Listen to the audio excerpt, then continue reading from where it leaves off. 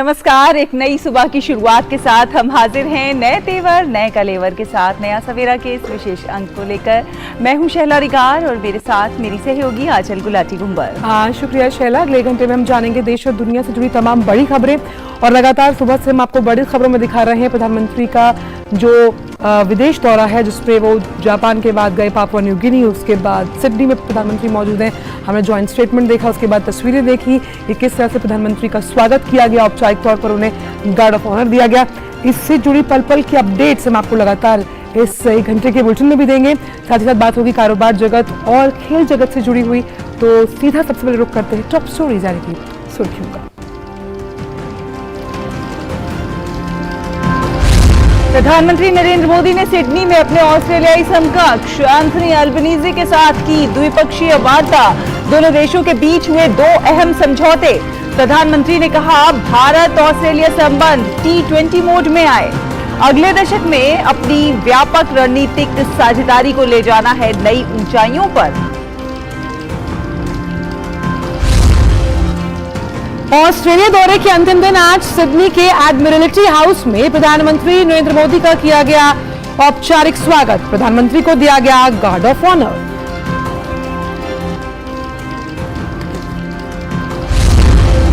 Australia दौरे में Sydney में पीएम मोदी का mega show. Kudos bank arena stadium में 20,000 से अधिक भारतीयों को किया संबोधित। भारत की विकास यात्रा का किया जिक्र। कहा भारत और ऑस्ट्रेलिया के बीच आपसी विश्वास और सम्मान पर आधारित संबंधों के पीछे है भारतीय समुदाय का प्रमुख योगदान।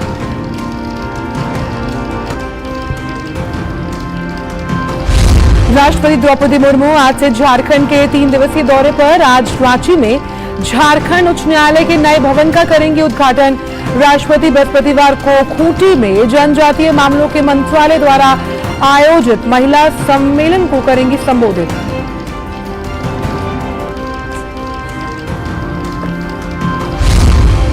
बेंगलुरु में G20 व्यापार और निवेश कार्य समूह की दूसरी बैठक का आज औपचारिक रूप से उद्घाटन।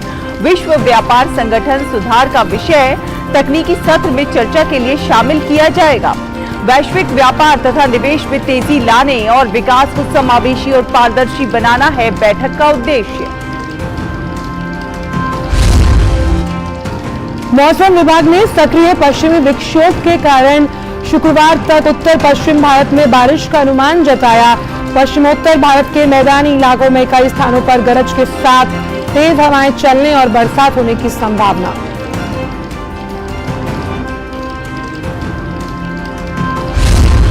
और चेन्नई सुपर किंग्स ने आईपीएल में 10वीं बार फाइनल में बनाया स्थान। पहले क्वालिफायर में गुजरात टाइटंस को 15 रनों से हराया। मुंबई इंडियंस और लखनऊ सुपर जायंट्स के बीच आज होगा एलिमिनेटर मुकाबला।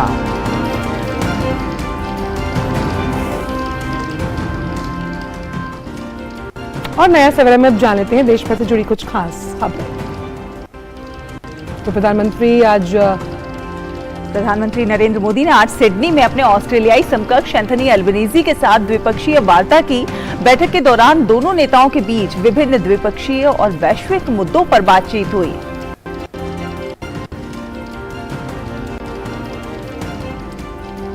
द्विपक्षीय वार्ता के बाद संयुक्त बयान में प्रधानमंत्री ने कहा कि प्रधानमंत्री एंथनी अल्बनीजी से वार्ता में हमने अगले दशक में अपनी व्यापक रणनीतिक साझेदारी को नई ऊंचाइयों पर ले जाने की बात की।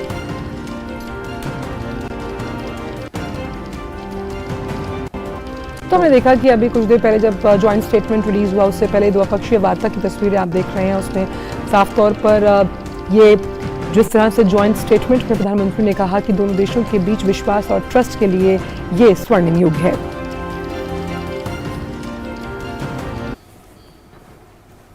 आज प्रधानमंत्री अल्बनीजी से वार्ता में हमने अगले दशक में अपनी कॉम्प्रिहेंसिव स्ट्रेटेजिक पार्टनरशिप को नई ऊंचाइयों पर ले जाने पर बात की। नए क्षेत्रों में आपसी सहयोग की संभावनाओं पर विस्तार में चर्चा की। पिछले साल भारत ऑस्ट्रेलिया एकता लागू हुआ। आज हमने caeca comprehensive economic cooperation agreement पर फोकस करने का निर्णय किया। इससे हमारे व्यापार और आर्थिक सहयोग को और मजबूती तथा नए आयाम मिलेंगे। प्रधानमंत्री ने ऑस्ट्रेलिया में मंदिरों पर होने वाले हमलों और अलगाववादी तत्वों की गतिविधियों का मुद्दा भी उठाया। पीएम ने कहा कि भारत और ऑस्ट्रेलिया के सौहार्दपूर्ण रिश्तों को कोई भी तत्व अपने विचारों या फिर एक्शन से आघात पहुंचाए, ये हमें स्वीकार्य नहीं है। ऑस्ट्रेलिया में मंदिरों पर होने वाले हमलों और अलगाववादी तत्वों की गतिविधियों के संबंध में हमने पहले भी बात की थी और आज भी हमने बात की है। भारत और ऑस्ट्रेलिया के सौहार्दपूर्ण रिश्तों को कोई भी तत्व अपने विचारों या अपने एक्शन से आघात पहुंचाए, ये हमें स्वीकार्य नहीं है। प्रधानमंत्री अल्बनीजी ने इस संदर्भ में जो कदम उठाए हैं, मैं इसके लिए उनको धन्यवाद देता हूं। साथ ही उन्होंने मुझे एक बार फिर आश्वस्त किया है कि वो ऐसे तत्वों के विरुद्ध सख्त एक्शन लेते रहेंगे। और दोनों देशों के बीच 2 समझौता ज्ञापनों का आदान प्रदान हुआ। हम आपको बताएं कि वो जो 2 MOUs हैं उसमें एक migration and mobility partnership agreement है और दूसरा Australia and green hydrogen task force का जो गठन किया जाएगा, जिसका जिक्र ज्वाइंट एक्सपी में भी किया गया, उसको लेकर MOU का आदान प्रदान किया गया है। और वहीं प्रधानमंत्री नरेंद्र मोदी ने इस साल भारत में आयोजित होने वाले क्रिकेट विश्व कप में ऑस्ट्रेलिया के पीएम को भारत आने का निमंत्रण भी दिया है। इस साल भारत में होने वाले क्रिकेट वर्ल्ड कप के लिए मैं प्रधानमंत्री अल्बनीजी और सभी ऑस्ट्रेलियाई क्रिकेट फैंस को भारत आने के लिए आमंत्रित करता हूं। उस समय आपको क्रिकेट के साथ साथ दिवाली की चमक और धूमधाम भी देखने को मिलेगी। और इससे पहले ऑस्ट्रेलिया दौरे के अंतिम दिन यानी आज सिडनी की एडमिरल्टी हाउस में प्रधानमंत्री का औपचारिक स्वागत किया गया। प्रधानमंत्री को गार्ड ऑफ ऑनर भी दिया गया। इसके बाद प्रधानमंत्री ने आज ऑस्ट्रेलिया के गवर्नर जनरल समेत तमाम अन्य गणमान्यों से भी मुलाकात की है। उसकी भी तस्वीरें हम आपको दिखाएंगे। तो ये सुबह जब उनका औपचारिक स्वागत किया एडमिरल्टी हाउस में, यहाँ पर खुद प्रधानमंत्री एंथनी एल्बनीज़ी यहाँ पर मौजूद है। आप गवर्नर जनरल को भी देख सकते हैं ऑस्ट्रेलिया के, वो भी इस वक्त यहाँ पर मौजूद है। तो आज प्रधानमंत्री को जब इनका औपचारिक स्वागत हुआ, उसके बाद गार्ड ऑफ ऑनर दिया गया। गार्ड ऑफ ऑनर के बाद द्विपक्षीय वार्ता के बाद ज्वाइंट जो स्टेटमेंट है, प्रेस स्टेटमेंट है, वो भी। तो ये तस्वीरें हैं जब प्रधानमंत्री को गार्ड ऑफ ऑनर ऑस्ट्रेलिया द्वारा दिया गया।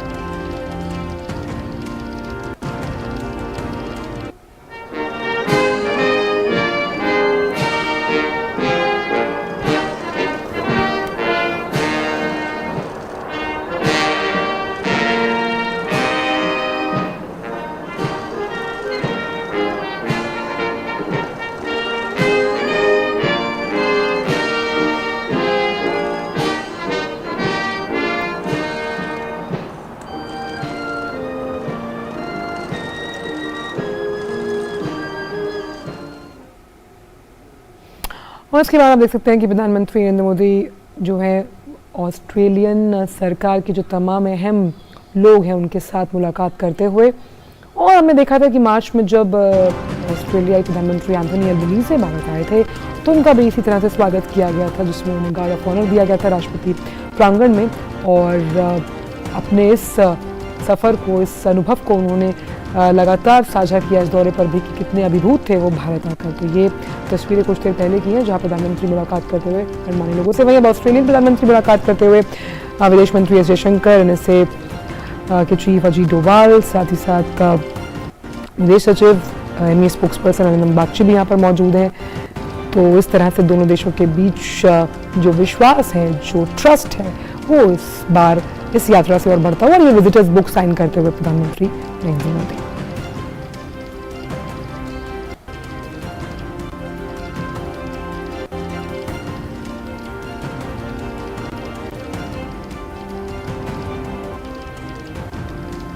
और सिर्फ इतना ही नहीं, द्विपक्षीय वार्ता के बाद दोनों प्रधानमंत्रियों ने चहलकदमी की और चहलकदमी करते हुए बातचीत की। ये तस्वीरें जब दोनों प्रधानमंत्री चहलकदमी करते हुए कई महत्वपूर्ण मुद्दों पर बातचीत करते हुए नजर आए।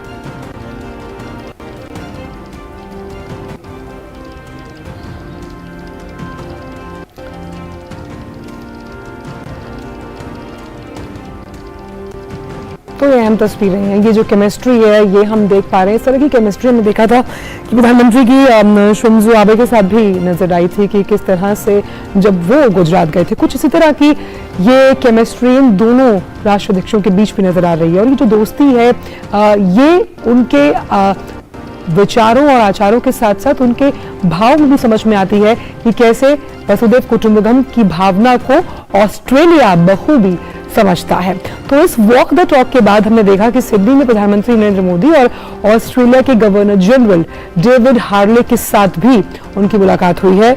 और इस मुलाकात के बाद हमने देखा कि दोनों नेताओं के बीच कई अहम विषयों पर चर्चा हुई है। ये मुस्कुराहट जो है ये कूटनीतिक लेवल पर अगर इसको जो तमाम जो मीडिया समझ रहा है, समझने के बाद इन तस्वीरों की सुर्खियां देख रहा है, वो कहीं ना कहीं दर्शाता है कि भारत अब तमाम वैश्विक मंचों पर अपनी साख को बढ़ाता हुआ, और जिस तरह से एंथनी अल्बनीज़े ने कल कहा था कि प्रधानमंत्री एक बॉस के तौर पर हैं, विश्व गुरु, नेतृत्व करने वाले प्रधान के रूप में पूरा जो विश्व है उनकी बात सुनता है, ये उस बात का परिचय है। तस्वीरें कुछ देर पहले की।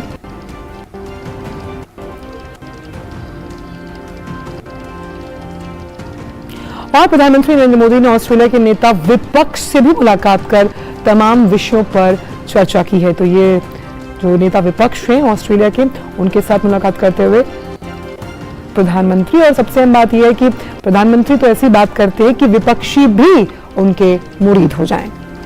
बिल्कुल, और ये तमाम तस्वीरें बहुत कुछ बयान कर रही हैं, ये बताती हैं। और कल जिस तरह से हमने देखा, जिस तरह से ऑस्ट्रेलिया में प्रधानमंत्री नरेंद्र मोदी का स्वागत हुआ और खुद ऑस्ट्रेलियन प्राइम मिनिस्टर ने प्रधानमंत्री नरेंद्र मोदी को बॉस कहकर संबोधित किया, ये तमाम तस्वीरें वैश्विक पटल पर अगर देखा जाए आंचल, तो बहुत ये दिखाती हैं कि भारत किस ओर जा रहा है और दुनिया किस नजरिए से भारत को देख रही है। बिल्कुल, वो नजरिया बहुत अहम है क्योंकि वो नजरिया बहुत पॉजिटिव के साथ साथ अब बात ग्लोबल साउथ के तौर पर, जिस तरह से जो पापुआ न्यू गिनी के प्रधानमंत्री, उन्होंने भी कहा था कि आप ग्लोबल साउथ के लीडर हैं, और उस लीडर की हमने बात देखी। पापुआ न्यू गिनी ने लीडर का तमगा यहाँ पर बॉस की उपाधि से प्रधानमंत्री नरेंद्र मोदी को अलंकृत किया गया, सरदार, बॉस यानी कि प्रधान सेवक। तो काफी अहम ये दौरा। और इसी में बात करने के लिए सुधाकर दास हमारे साथ सिडनी से जुड़ गए हैं। सुधाकर, हम मान सकते हैं कि विदेश में प्रधानमंत्री के नाम का जयकारा, और ये अब डिप्लोमेसी की एक अलग ही सूरत को बयां करता है। ये जो कूटनीतिक हमने अंदाज देखा है प्रधानमंत्री का, ये अनूठा है, अलहदा है। आप लगातार मौजूद रहे, आप देख रहे हैं किस तरह की डिप्लोमेसी को आप समझ पा रहे हैं। और सबसे अहम बात यहां पर ये, जब दोनों देश इस बात पर लगातार वकालत करते हुए कि दोनों के बीच म्यूचुअल ट्रस्ट और अंडरस्टैंडिंग एक अहम धुरी होगी आने वाले समय में। बिल्कुल, और देखिए आपने प्रेस स्टेटमेंट सुना होगा पीएम मोदी का भी और पीएम अल्बनीज का भी, और आपको लगा होगा कि दोनों ही एक ही सुर में बात कर रहे हैं, एक जैसी बात कर रहे हैं। तो ये जो लेवल ऑफ अंडरस्टैंडिंग बीते कुछ वर्षों में बढ़ी है भारत ऑस्ट्रेलिया के बीच, और बीते कुछ महीनों में भी आप कह सकते हैं 2 महीने के भीतर ये दूसरी मुलाकात हो रही है पीएम मोदी पीएम अल्बनीज की। और हम जानते हैं कि दो देशों के बीच अगर समझौते होते हैं तो एक लंबा वक्त उसके लिए लगाना पड़ता है। बैकग्राउंड में हम जानते हैं कि कई तरह की निगोशिएशंस भी होती हैं। तो मार्च के बाद आप देखिए आज 2 अहम समझौतों पर भी हस्ताक्षर हुआ, और काफी अहम है दोनों भारत के नजरिए से देखें।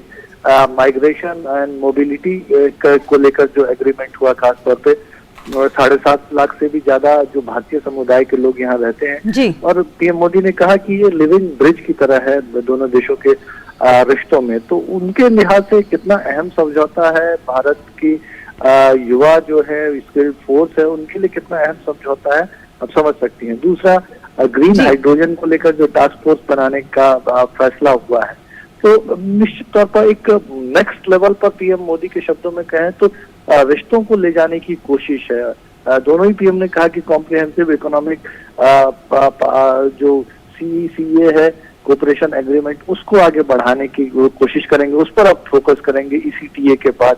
तो ये एक तरह से बहुत ज्यादा तालमेल, बहुत ज्यादा गर्मजोशी रिश्तों में एक नई ऊर्जा इस वक्त दिखाई दे रही है। बिल्कुल सुधाकर, आप बने रहिए हमारे साथ। ये जो रिश्ते हैं, ये जो 2 MOU साइन हुए हैं और इनका क्या महत्व है दोनों देशों के लिहाज से, उसको जानेंगे, समझेंगे। और साथ ही साथ अर्थव्यवस्था की दृष्टि से देखा जाए और ग्लोबल वार्मिंग की दृष्टि से देखा जाए, व्यापार की दृष्टि से देखा जाए तो कितना महत्वपूर्ण है ये दौरा, और समझेंगे। लेकिन एक छोटा सा ब्रेक यहाँ लेते हैं, ब्रेक के उस पार ये वार्ता जारी रहेगी। प्रधानमंत्री श्री नरेंद्र मोदी की अगुवाई में देश को खुले में शौच से मुक्त बनाने के लिए 2014 में आरंभ किया गया स्वच्छ भारत मिशन न केवल एक जन आंदोलन बना, बल्कि इसे विश्व की बड़ी व्यवहार परिवर्तन योजना का गौरव भी मिला।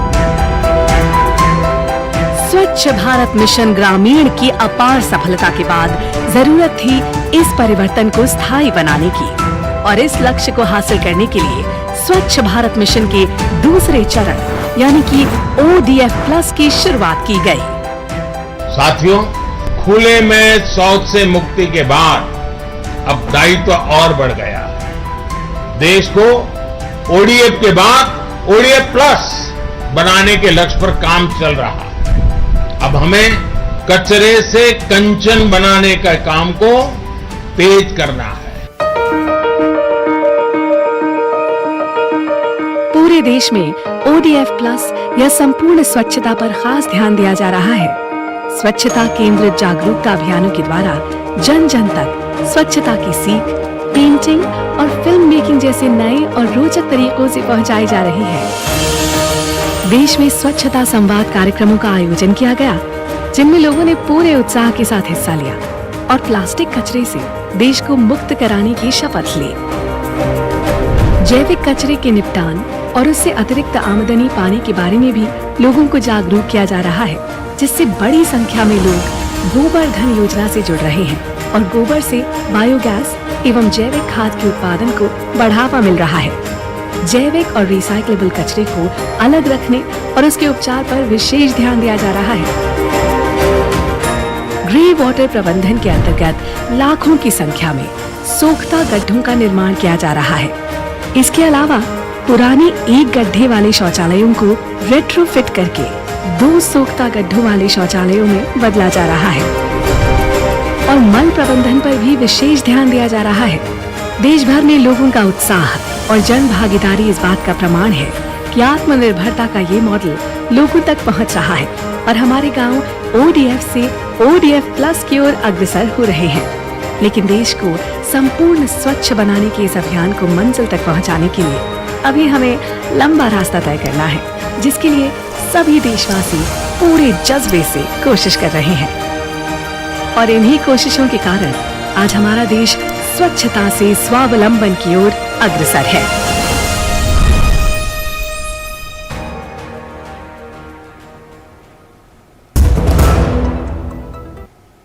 ब्रेक के बाद स्वागत है आपका। आप देख रहे हैं नया सवेरा और सुधाकर दास हमारे संवाददाता ऑस्ट्रेलिया की सिडनी से हमारे साथ बने हुए हैं। सुधाकर, हम बात कर रहे हैं प्रधानमंत्री के दौरे की। प्रधानमंत्री ने इस दौरान अपनी भारत की जो विकास यात्रा है उसका जिक्र किया। उन्होंने कहा कि भारत और ऑस्ट्रेलिया के बीच जो संबंध हैं वो सम्मान पर आधारित हैं, विश्वास पर आधारित हैं। उन्होंने CCC का भी जिक्र किया, DDD का भी जिक्र किया और कहा कि ये जो संबंध है ये इससे भी कहीं परे हैं और इसमें जो भारतीय समुदाय का एक बहुत बड़ा योगदान है। जब हम बात करेंगे दो ये जो एमओयूज हैं इनकी, तो इसमें जब हम ग्रीन हाइड्रोजन की बात करते हैं, ग्रीन एनर्जी की बात करते हैं, तो इस दिशा में भी प्रधानमंत्री काफी पहले से प्रयासरत हैं और बहुत तेजी से इस दिशा में काम चल रहा है भारत में भी। बिल्कुल बिल्कुल, देखिए बीते साल कैबिनेट ने नेशनल ग्रीन हाइड्रोजन मिशन को अप्रूव किया था और सीधे तौर पर भारत को न सिर्फ एनर्जी के मामले में सेल्फ रिलायंट बनाने की कोशिश, बल्कि सस्टेनेबल एनर्जी भारत के पास रहे और एक तरह से दुनिया के सामने भी वो उदाहरण रहे। तो उस लिहाज से ये मिशन बहुत इम्पोर्टेंट है। हम जानते हैं कि इसके जो कुछ पायलट प्रोजेक्ट भी भारत में शुरू हो चुके हैं, चाहे लद्दाख की बात हो और एक और जगह मुझे याद नहीं आ रहा नाम, लेकिन इसके पायलट प्रोजेक्ट्स भी शुरू हो गए। तो भारत में ऑलरेडी इसको लेकर काम चल रहा है। एनटीपीसी जैसी कई संस्थाएं इसमें काम भी कर रही है। कल भी जो पीएम मोदी की मुलाकात हुई थी एक लीडिंग ग्रुप जो सस्टेनेबल एनर्जी को लेकर काम करता है उनके सीईओ के साथ, इसी मुद्दे को लेकर उनकी चर्चा हुई थी। तो भारत के ऊर्जा सुरक्षा के लिहाज से बहुत अहम है ये समझौता।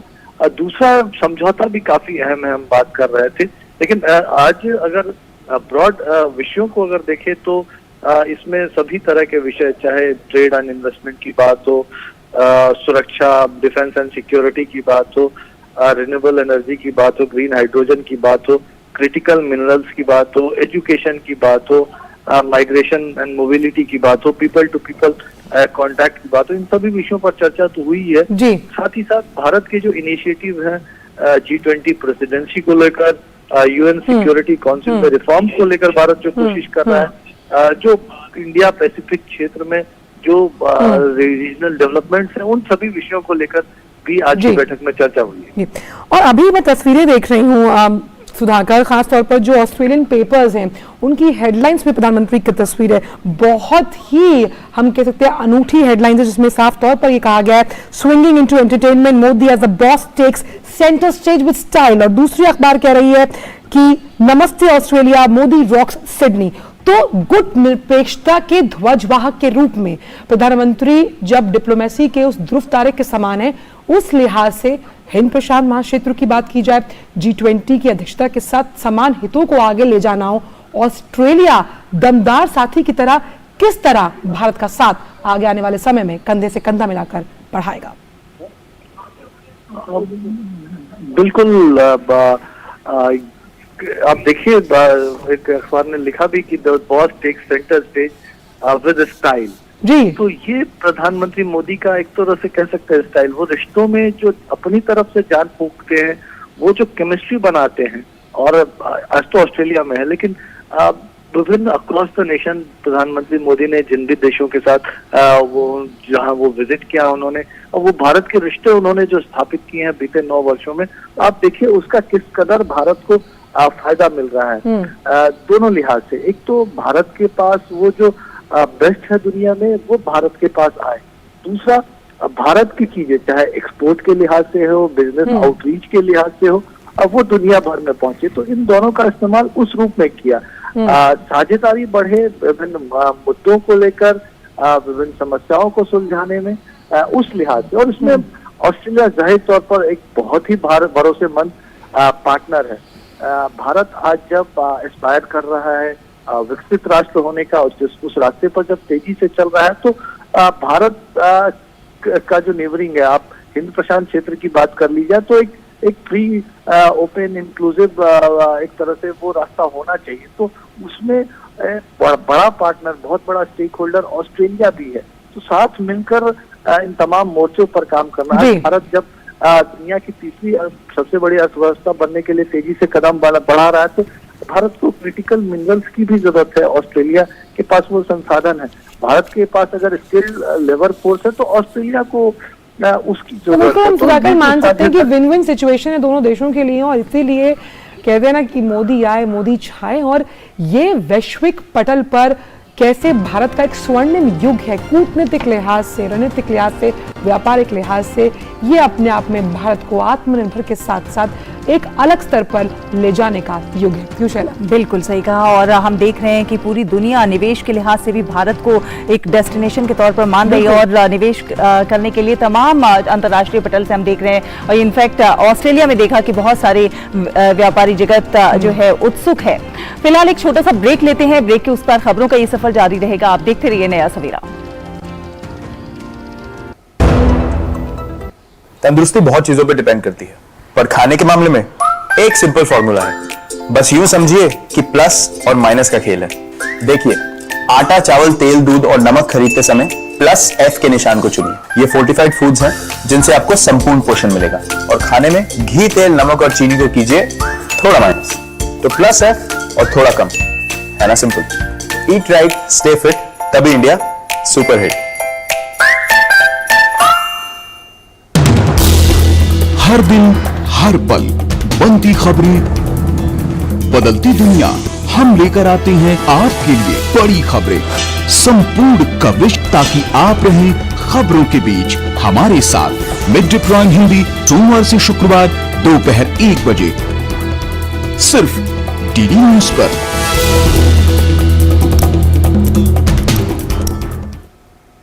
ब्रेक के बाद सभी का स्वागत है और बात करते हैं राष्ट्रपति द्रौपदी मुर्मू के झारखंड दौरे की। तो आज से झारखंड के 3 दिवसीय दौरे पर रहेंगी राष्ट्रपति के दौरे के मद्देनजर सुरक्षा के व्यापक प्रबंध किए गए हैं। अपनी यात्रा की शुरुआत राष्ट्रपति बाबा नगरी देवघर से करेंगी और इस दौरान वो झारखंड उच्च न्यायालय के नए भवन का उद्घाटन करने के साथ महिला समूहों के कार्यक्रम में शिरकत करेंगी और IIIT के दीक्षांत समारोह में शामिल होंगी। बुधवार से अपने 3 दिवसीय झारखंड दौरे पर रहेंगी। बाबा नगरी देवघर में पूजा अर्चना के साथ महामहिम के दौरे की शुरुआत होगी। देवघर में उनके आगमन को लेकर विशेष तैयारी की गई है। सुरक्षा के पुख्ता इंतजाम के साथ ही मंदिर में पूजा अर्चना के लिए खास व्यवस्था की गई है। राष्ट्रपति के बाबा वैद्यनाथ धाम आगमन को लेकर पुरोहितों में खासा उत्साह है। हमारे देवघर वासियों के लिए बहुत गौरव की बात है जो राष्ट्रपति आ रही है और बाबा वैद्यनाथ का पूजन करेंगी। हम लोग बहुत देवघर वासियों का बहुत हर्षोल्लास हो रहा है जो राष्ट्रपति महोदय आ रही है। बाबा वैद्यनाथ से हम लोग कामना करते हैं वहाँ और पूजन करके जाएं और पूरे भारतवासियों के लिए सुख समृद्धि और। देवघर में पूजा अर्चना के बाद राष्ट्रपति इसी दिन रांची आएंगी, जहां वो राजभवन में आदिम जनजातियों के साथ संवाद करने के बाद झारखंड उच्च न्यायालय के नए भवन का उद्घाटन करेंगी। राष्ट्रपति के हाथ मिलने वाले इस तोहफे को बेहद खास माना जा रहा है, क्योंकि क्षेत्रफल की दृष्टि से यह भारत का सबसे बड़ा हाईकोर्ट परिसर बनने जा रहा है। मान के चला गया है कि कम से कम अगले 100 वर्षों तक की आवश्यकता के हिसाब से इस बिल्डिंग को सोचा गया है और उसके हिसाब से बनाया गया है। एक प्योरली ग्रीनफील्ड प्रोजेक्ट है, क्योंकि ये जमीन पूरी तरह से खाली थी और अभी भी इसमें काफी अच्छी हरितिमा है। अगले दिन यानी 25 मई को राष्ट्रपति खूंटी में आदिवासी महिलाओं के लिए आयोजित महिला सशक्तिकरण कार्यक्रम को संबोधित करेंगी। जनजातीय मामलों के केंद्रीय मंत्री अर्जुन मुंडा का मानना है कि राष्ट्रपति का झारखंड आना बड़ी उपलब्धि है और राष्ट्रपति का संबोधन लोगों में नई ऊर्जा का संचार और प्रेरणा देने का काम करेगा। ये बातें दिखती है कि महामहिम राष्ट्रपति ओवरऑल प्रोग्रेस कंट्री का कैसे हो, देश का कैसे हो, और उसमें झारखंड प्रांत की क्या भूमिका हो सकती है और झारखंड के लोग सशक्त कैसे हो सकते हैं, झारखंड की महिलाएं सशक्त कैसे होंगी, इस बात को ध्यान में रखते कार्यक्रम आयोजित की गई है। 25 मई को ही रांची में IIIT के दीक्षांत समारोह में राष्ट्रपति बतौर मुख्य अतिथि शरीक होंगी। यहाँ भी राष्ट्रपति के स्वागत के लिए व्यापक तैयारी की गई है। 5 साल के अंदर ये पहला IIIT है जिसमें प्रेसिडेंट को होस्ट किया जा रहा है फॉर कॉन्वोकेशन। तो ये तो हम लोग के लिए मैटर ऑफ प्राइड है naturally for IIIT as well as Ranchi itself. Total 109 students हैं, जिसमें 102 बीटेक के स्टूडेंट्स हैं और 6 एमटेक और 1 PhD है। फर्स्ट टाइम हमारा फर्स्ट PhD निकल रहा है इस साल और 102 जो बच्चे हैं उनमें 10 गोल्ड मेडल हैं। राष्ट्रपति बनने के बाद उनकी ये दूसरी झारखंड यात्रा है। करीब 6 साल तक बतौर राज्यपाल वो झारखंड की सेवा कर चुकी हैं। राष्ट्रपति द्रौपदी मुर्मू झारखंड के 3 दिवसीय दौरे पर आ रही हैं। इस दौरान वो झारखंड उच्च न्यायालय के इस नए भवन का उद्घाटन करेगी, साथ ही साथ IIIT के दीक्षांत समारोह में शिरकत करेंगी और खूंटी में महिला समूह के लिए आयोजित कार्यक्रम में वो संवाद भी करेगी। अपने सहयोगी ऋषि कुमार और प्रताप के साथ मैं दिवाकर कुमार, दूरदर्शन समाचार, रांची।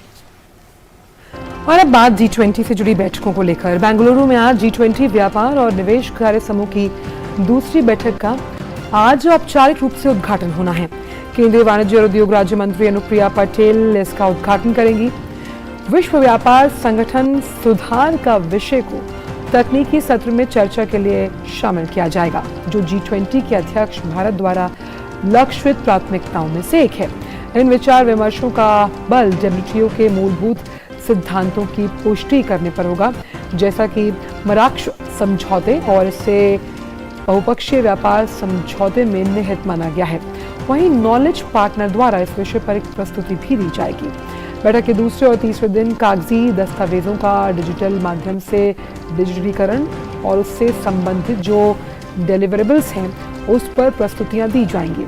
इनमें सीमा पार व्यापार के लिए महत्वपूर्ण बिल ऑफ लैंडिंग तथा सर्टिफिकेट ऑफ ओरिजिन और MSME के लिए मेटा इंफॉर्मेशन पोर्टल बनाने के कार्य योजना को विकसित करना, GVC के मानचित्रण के लिए ढांचा और पारस्परिक मान्यता समझौता पर श्रेष्ठ व्यवहारों का एक संग्रह और G20 नियामक संवाद शामिल है। भारत की G20 की अध्यक्षता में बैठक का उद्देश्य वैश्विक व्यापार और निवेश में तेजी लाने और विकास को समावेशी और पारदर्शी बनाने के लिए वर्तमान अवसरों का लाभ उठाने में आने वाली चुनौतियों की साझा समझदारी बनाना है। और इसी पर बात करने के लिए हमारे संवाददाता अजय मिश्र हमारे साथ जुड़ गए। अजय, सुप्रभात आपको। तो आज क्योंकि औपचारिक उद्घाटन होना है जिसे अनुप्रिया पटेल करने वाली हैं, कितना है आज का दिन और क्या प्रमुख एजेंडा रहने वाला है आज इस पहले दिन? देखिए, आज जो पहले दिन की बैठक है उसका उद्घाटन हमसे थोड़ी देर में होने वाला है। आंचल, और जिस तरह से आपने बताया कि G20 की जो प्राथमिकताएं हैं, कॉमर्स मिनिस्ट्री नोडल एजेंसी है इस वर्किंग ग्रुप की। स्पष्ट तौर पर जो पहला एजेंडा है प्राथमिकता के तौर पर वो है WTO का रिफॉर्म। WTO का रिफॉर्म, जैसा कि आप जानते हैं कि सारे के सारे निर्णय कंसेंसस से लिए जाते हैं, लेकिन जो अपीलीय प्रक्रिया है, WTO के फैसले के खिलाफ अगर कोई देश जाना चाहता है, खासतौर पर विकसित और विकासशील देश, तो उनको बहुत मुश्किलों का सामना करना पड़ता है। जो लीस्ट डेवलप्ड नेशंस हैं उनके लिए तो WTO काफी मुश्किल होता है, क्योंकि उनके खिलाफ जब सैंक्शंस लगाए जाते हैं तो उनके पास बहुत ज्यादा संसाधन या फिर टेक्निक नहीं होती कि वो WTO जाकर भारत ने 30 स्टफ नेशंस दिए हैं WTO रिफॉर्म्स के लिए, वो उन सभी पर चर्चा होगी। ऐसा मुझे बताया गया है कि जो कंसेंसस है G20 नेशन। चलिए, अजय का ऑडियो ब्रेक हो रहा है, लेकिन अजय बहुत अहम बात यहाँ पर बता रहे थे कि कैसे तकनीक और ट्रेड को साथ साथ लेकर WTO के रिफॉर्म्स पर आज ये जो G20 की बैठक बेंगलुरु में है, निवेश को लेकर उसका पहला दिन है, औपचारिक अभी उसका उद्घाटन होना है, तो आज का ये सत्र बेहद अहम होने वाला है। बहुत बहुत शुक्रिया अजय तमाम जानकारियों को हमसे साझा करने के लिए। और बात करते हैं जम्मू और कश्मीर के श्रीनगर में आयोजित 3 दिवसीय G20 टूरिज्म वर्किंग ग्रुप की बैठक का आज अंतिम दिन है। इस बैठक में शामिल होकर 15 से ज्यादा देशों के 60 से ज्यादा विदेशी प्रतिनिधियों ने श्रीनगर में देश की पर्यटन और सांस्कृतिक धरोहर को देखा। धारा 370 के हटने के बाद से जम्मू कश्मीर में G20 टूरिज्म वर्किंग ग्रुप की बैठकें पाकिस्तानी प्रोपेगेंडा को भारत का करारा जवाब है। 3 दिवसीय बैठक में हरित पर्यटन, डिजिटलीकरण, कौशल पर्यटन, सूक्ष्म लघु और मध्यम उद्यम के साथ विभिन्न पर्यटक स्थलों जैसे प्राथमिकता के 5 क्षेत्रों पर चर्चा हुई।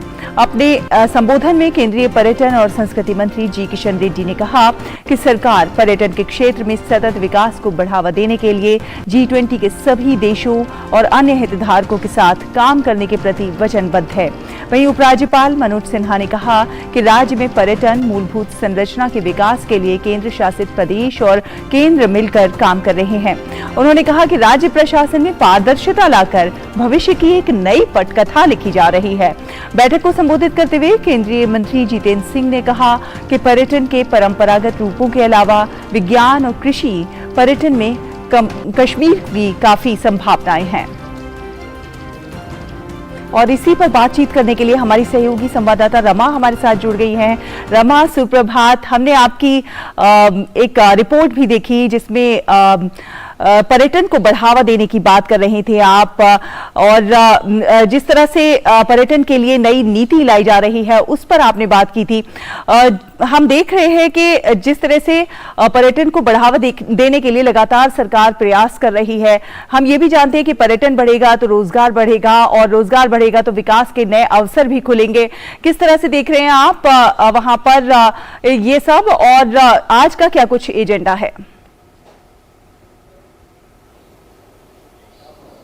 देखिए, बहुत बड़ी कवायद जो सरकार की तरफ से है, बहुत बड़ा कदम सरकार की तरफ से है। ऐतिहासिक G20 बैठक का यहाँ पर आयोजन होना 370 के बाद ही नहीं, अगर यहाँ के जो रहने वाले लोग कहते हैं कि इससे पहले भी अंतर्राष्ट्रीय स्तर पर इतना बड़ा आयोजन जो है यहाँ पर उन्होंने नहीं देखा है। और सबसे बड़ी बात है, आयोजन का होना ही नहीं, बहुत सम्मानित जो है जम्मू कश्मीर के लोग यहाँ पर महसूस कर रहे हैं कि इतनी बड़ी संख्या में जो फॉरेन डेलीगेट्स यहाँ पर आए हैं, देश विदेश से लोग यहाँ पर आए हैं। जम्मू कश्मीर का जो यहाँ का कल्चर है, यहाँ की संस्कृति है, यहाँ का जो लोकल उत्पाद है, वो उनके जरिए दुनिया देख रही है, उनके बयानों के जरिए, उनके दिखाए गए दृश्यों के जरिए। तो ये अपने आप में एक बहुत बड़ी बात है।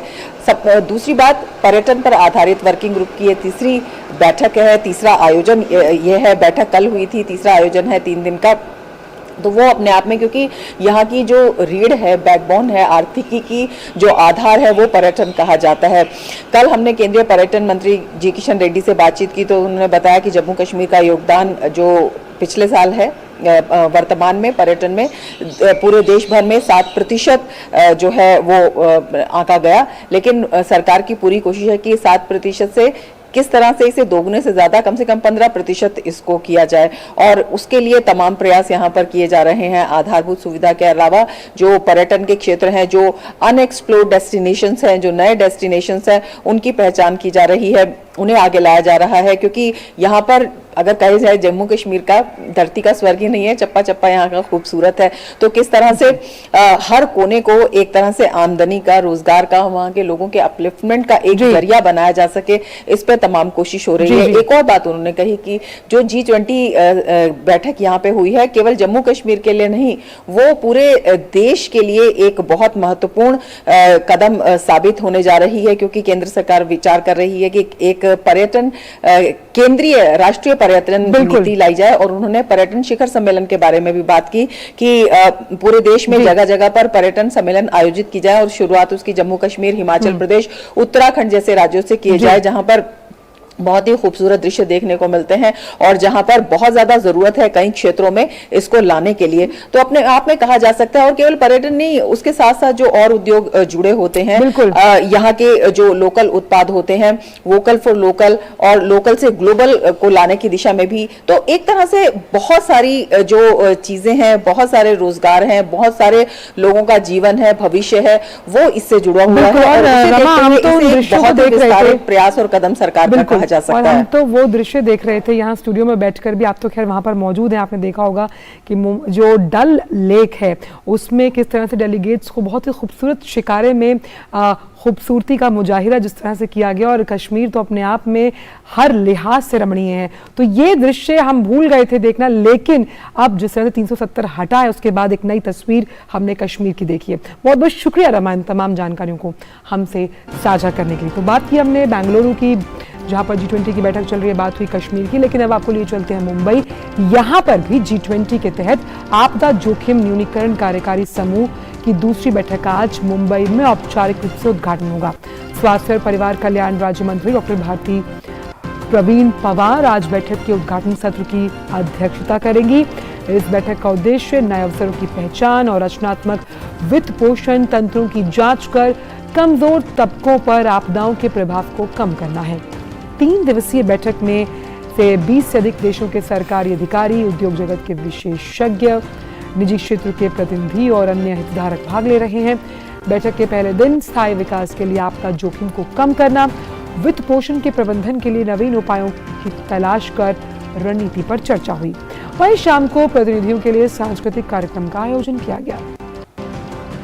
शाम को G20 देशों के प्रतिनिधियों ने मुंबई महानगर पालिका मुख्यालय यानी BMC भवन का दौरा किया, जहां उन्होंने आपदा संचालन केंद्र के बारे में जानकारी हासिल की।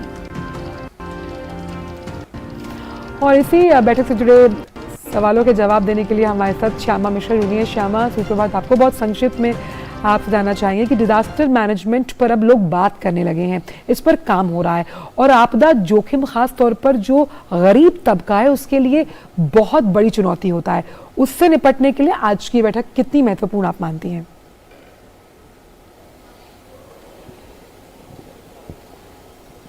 देखिए, ये जो second disaster risk reduction meeting है बहुत महत्वपूर्ण है, इसलिए क्योंकि हाल ही में हमने देखा है कि नेचुरल डिजास्टर्स कह लीजिए या मैन मेड कैटास्ट्रोफीज कह लीजिए वो काफ़ी बढ़ गई हैं। जिस तरीके से आपने ये भी बताया कि गरीब तबका जो होता है वो सबसे ज़्यादा प्रभावित होता है। कोई भी देश में या कोई भी राज्य में अगर डिजास्टर होता है, अगर आपत्ति आती है और उसका बहुत बड़ा नुकसान होता है तो सबसे बड़ा होता है जो इस चीज़ का हिट लेता है वो होता है गरीब तबका। इसके अलावा भी जो कहीं पर भी अगर राज्य में बहुत बड़ा डिजास्टर आता है तो वो बाकी अन्य राज्य से बहुत ज़्यादा पिछड़ जाता है। लेकिन समय आ चुका है जब आप चर्चा करें, जब जो पूरा विश्व है वो चर्चा करें कि किस तरीके से आप अर्ली वार्निंग बना सकते हैं, एक रेजिलियंट सिस्टम बना सकते हैं कि आप जब डिजास्टर आता है, आपत्ति आता है, उसके पहले आप कैसे तैयार हों, कैसे उसको जूझने के लिए तैयार हों, उस पर एक चर्चा होगी। ये एक प्रायोरिटी एरिया है। इसके अलावा आप जो भी आपको सिस्टम चाहिए आपको उसके लिए लागत लगेगी।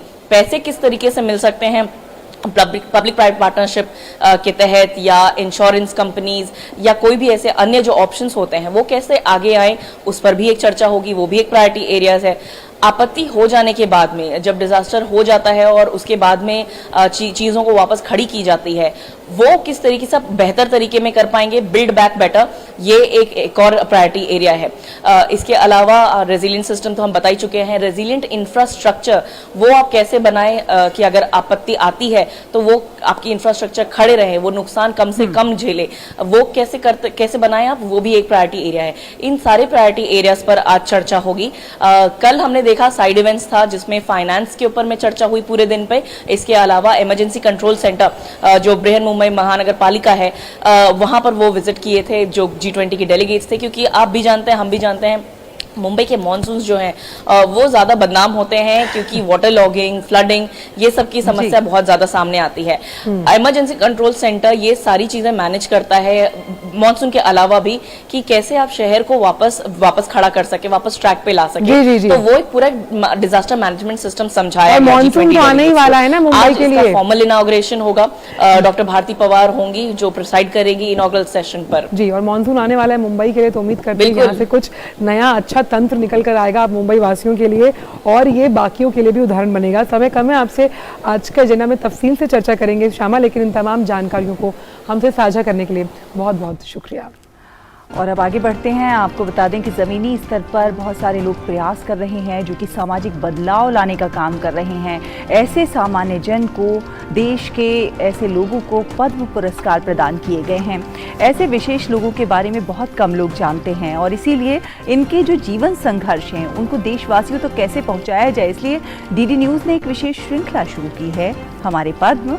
आज हम आपको बता रहे हैं पश्चिम बंगाल के मंगला कांति राय के बारे में, जो कि पिछले 8 दशक से सरिंदा वाद्य के संरक्षण और प्रसार के प्रति प्रयासरत हैं। मंगला कांति राय यूनिक बर्ड कॉल यानी पक्षियों की अनोखी आवाज निकालने के लिए प्रसिद्ध हैं।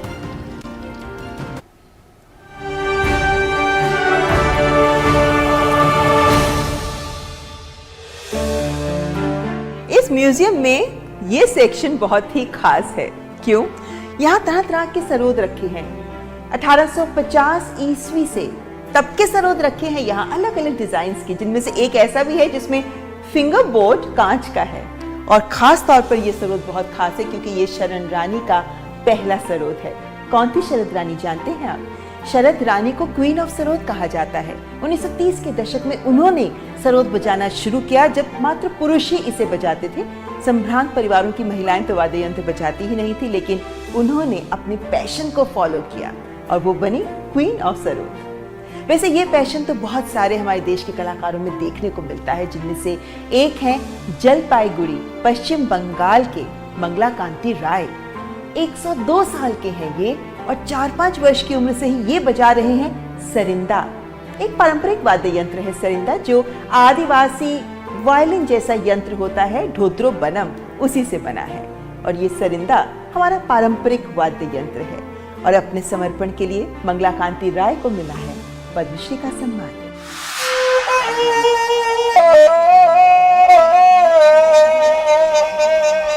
पश्चिम बंगाल के सबसे पुराने लोक संगीतकार 102 वर्ष के जलपाईगुड़ी के सरिंदा वादक मंगला कांति राय, जिन्होंने 4-5 वर्ष की उम्र से ही सरिंदा वाद्य थामा और पिछले 8 दशक से इसी वाद्य के संरक्षण और प्रसार के प्रति प्रयासरत हैं। 10 से 30 तारों वाला वाद्य है सरिंदा, जिसके जरिए वे यूनिक बर्ड कॉल यानी पक्षियों की अनोखी आवाजें निकालने के लिए प्रसिद्ध हैं।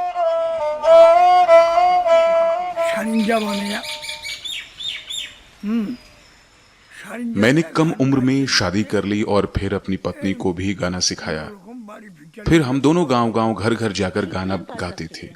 गांव के किसान, मजदूर, अमीर लोग हमारे गीत सुनकर खुश हो जाते थे और अनाज चावल देते थे। मैंने उस धान को बेचकर अपने बच्चों को पाला और एक घर बनाया। मुझे देश के कई राज्यों जैसे असम, कामाख्या, उड़ीसा, कर्नाटक, दिल्ली के प्रगति मैदान, कोलकाता, लखनऊ से फोन आए। मैं और भी कई राज्यों में गया। मेरी उम्र 102 साल है, इसलिए मुझे सब कुछ याद नहीं आ रहा। मुझे रजत पदक से सम्मानित किया गया था। पश्चिम बंगाल सरकार ने भी बंगा रत्न दिया। मुझे अधिकांश लोगों से सम्मान मिला। मेरे 3 बेटे और 4 बेटियों की शादी हो चुकी है। मेरा परिवार नाती पोतों दामादों से भरा हुआ है और मैं अब भी सरिंदा बजाता हूँ।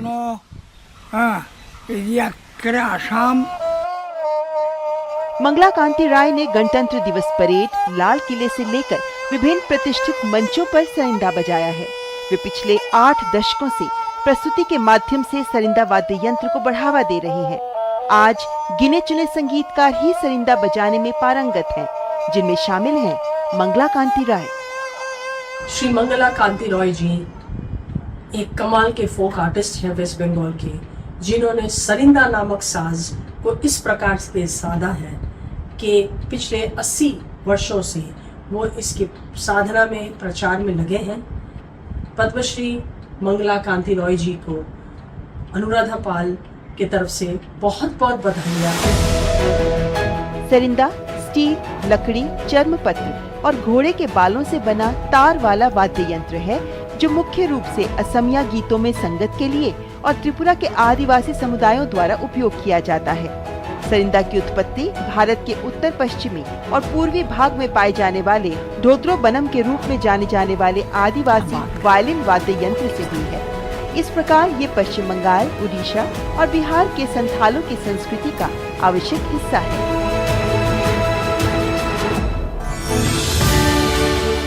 सरिंदा के सरताज मंगला कांति राय को पद्मश्री पुरस्कार की हार्दिक शुभकामनाएं।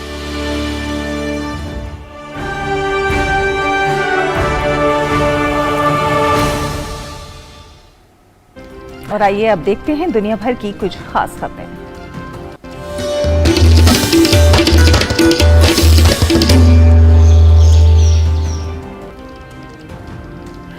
बात पड़ोसी देश पाकिस्तान की, जहां राजनीतिक उथल-पुथल थमने का नाम नहीं ले रही। मंगलवार को भ्रष्टाचार रोधी एजेंसी ने पूर्व प्रधानमंत्री इमरान खान से भ्रष्टाचार के आरोपों पर पूछताछ की। इमरान खान के वकील ने कहा कि इमरान खान ने अपने ऊपर लगे आरोपों का खंडन किया है। इमरान खान का कहना है कि उन पर भ्रष्टाचार के आरोप गढ़े गए हैं। गौरतलब है कि इमरान खान को 9 मई को गिरफ्तार किया गया था, जिसके बाद उनके समर्थकों ने व्यापक विरोध प्रदर्शन किया। इमरान खान की पत्नी भी भ्रष्टाचार के आरोपों का सामना कर रही है, लेकिन एजेंसी ने अभी तक उनसे पूछताछ नहीं की। इमरान और उनकी पत्नी पर आरोप है कि एक धर्मार्थ ट्रस्ट के जरिए एक रियल एस्टेट टाइकून से रिश्वत के रूप में उन्हें लाखों डॉलर की जमीन मिली। इमरान खान ने पिछले सप्ताह नैब को दिए एक बयान में आरोपों को पूरी तरह से झूठा, तुच्छ और मनगढ़ंत बताया। और बात करते हैं कनाडा के जंगलों में लगी आग की, तो वहां पर आग पर काबू पाने की कोशिशें लगातार जारी हैं। इस काम में ना सिर्फ सेना काम कर रही है, बल्कि बड़ी संख्या में फायर टेंडर भी जुटे हुए हैं। भीषण आग से अल्बर्टा प्रांत में जंगलों में करीब 10 लाख हेक्टेयर भूमि जल चुकी है। कनाडा और संयुक्त राज्य अमेरिका के 2800 से अधिक अग्निशामक अल्बर्टा के जंगलों में लगी आग पर काबू पाने के लिए जुटे हुए हैं। वहीं ऑस्ट्रेलिया और न्यूजीलैंड, कनाडा हालात पर काबू पाने के लिए कनाडा को सहायता भेज रहे हैं। इस सप्ताह के अंत तक न्यूजीलैंड और ऑस्ट्रेलिया के अग्निशामक कनाडा पहुंच जाएंगे।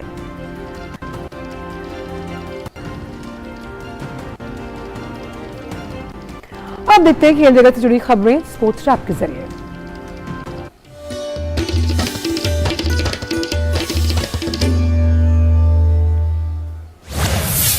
चेन्नई सुपर किंग्स ने आईपीएल के फाइनल में जगह बना ली है। एमएस धोनी के नेतृत्व में चेन्नई की टीम ने पहले क्वालीफायर में गुजरात टाइटंस को 15 रन से हराने में सफलता पाई। इस जीत के साथ चेन्नई सुपर किंग्स ने रिकॉर्ड 10वीं बार आईपीएल के फाइनल में प्रवेश किया। चेन्नई से जीत के लिए मिले 173 रन के लक्ष्य का पीछा करने उतरी गुजरात टाइटंस की पूरी टीम 20 ओवर में 157 रन बनाकर आउट हो गई। रिकॉर्ड 5 बार की चैंपियन मुंबई इंडियंस और लखनऊ सुपर जायंट्स के बीच आज चेन्नई के एमए चिदंबरम स्टेडियम में आईपीएल 2023 का एलिमिनेटर मुकाबला खेला जाएगा। इस मुकाबले में हारने वाली टीम टूर्नामेंट से बाहर हो जाएगी, जबकि विजेता टीम का सामना क्वालीफायर 1 में हारने वाली गुजरात टाइटन से होगा। Bahrain para badminton international tournament में भारतीय खिलाड़ियों का शानदार प्रदर्शन देखने को मिला है। 17 से 23 मई तक आयोजित हुई इस प्रतियोगिता में भारत ने 2 स्वर्ण, 9 रजत और 12 कांस्य पदक सहित कुल 23 पदक जीतने में सफलता पाई। खेलो इंडिया यूनिवर्सिटी गेम्स 2022 में कबड्डी की शुरुआत हो गई है। पुरुष वर्ग के पहले मैच में गुरु काशी यूनिवर्सिटी तलवंडी साबो ने बड़ी जीत के साथ खेलों की शुरुआत की है। गुरु काशी यूनिवर्सिटी ने कोलकाता के एडमास यूनिवर्सिटी को 46-29 से हराने में सफलता पाई। आज भी कबड्डी के मुकाबले खेले जाएंगे। शॉटगन निशानेबाजी विश्व कप में भारतीय खिलाड़ियों ने शानदार प्रदर्शन किया है। भारत को स्किट स्पर्धा में रजत और कांस्य पदक हासिल हुआ। गनीमत सेखों ने देश के लिए रजत जीतने में सफलता पाई। ये विश्व कप के व्यक्तिगत वर्ग में गनीमत का पहला पदक है। वहीं 21 साल की दर्शना राठौर ने कांस्य पदक हासिल किया।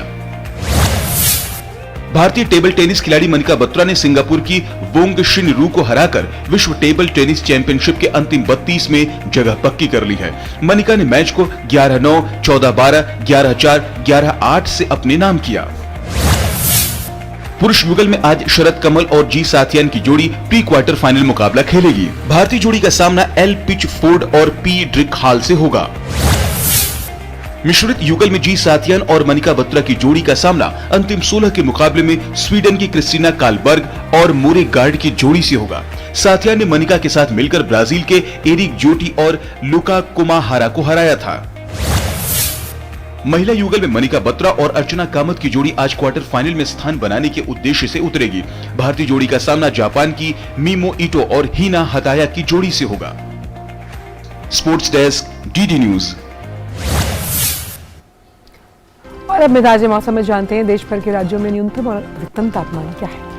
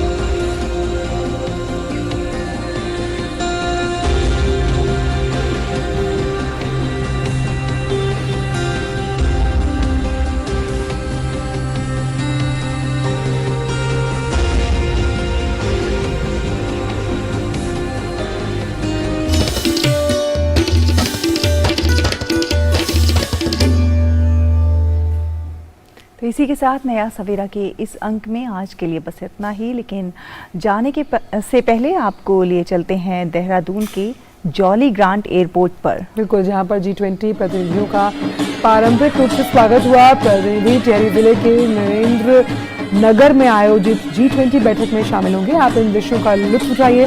हमें दीजिए इजाजत, नमस्कार।